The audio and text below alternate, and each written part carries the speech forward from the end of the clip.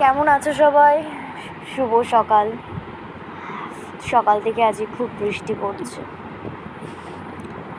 তা ওই দেখো, আমরা যেন আগে এটাকে মাইক ফুল, যেটাকে এখন আমরা বড় হয়ে বলি ধূত্র ফুল। আমার বর বিকেলে মাংস নিয়ে এসছে, তো আমিও দেখলাম তুড়ি মেরে পরিষ্কার হয় কিনা। তো যাই হোক, হয়ে গেছে। এবার এগুলো মাংসটাকে পরিষ্কার করে নিয়ে ম্যারিনেট করে নেব। তো লবণ, হলুদ, আদা, জিরে আর রসুন বাটা, কাঁচা লঙ্কা বেটে ম্যারিনেট করে নেব।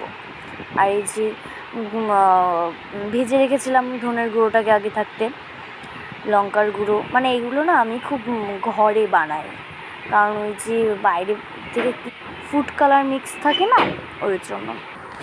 তো যাই হোক, ম্যারিনেট করে রেখে দিই 1 ঘন্টার জন্য। তাহলে কী হয় না, তো মাংসটা খুব টেস্টি হয় আর কি। ম্যারিনেট করা হয়ে গেছে, খুব সুন্দর ম্যারিনেট করে রেখে দেবো 1/2 ঘন্টার জন্য। তারপরে গ্যাস অন করলাম। সিম্পলভাবে যেরকম 4-5টা ঘরোয়া মানুষ রান্না করে, আমিও সেইভাবেই রান্না করি আর কি।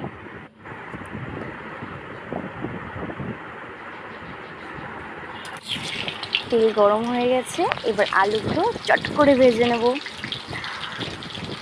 আলুতে না আমি লবণ হলুদ মাখাইনি, আমি তেলের উপর লবণ হলুদটা দিই, মানে না, লবণটা মাখিয়ে রেখেছিলাম আলুতে, কিন্তু হলুদটা তেলের উপর দিই। আমার শাশুড়িমা বলতো যে লবণটা, এই হলুদটা তেলের উপরে দিলে কী হয়, তোমার হলো যে কালারটা খুব সুন্দর হয়। তো যাই হোক হয়। তো আমি এগুলো ফোড়ন দিয়ে দিই, মাংস রাঁধতে যেগুলো ফোড়ন লাগে, পেঁয়াজটা ভেজে দিই, কারণ আমার বর বলে যে পেঁয়াজ ভেজে রান্না করলে পেস্ট করার থেকে বেশি টেস্টি হয়। তা আমি সেইভাবেই রান্নাটা করি আর কি।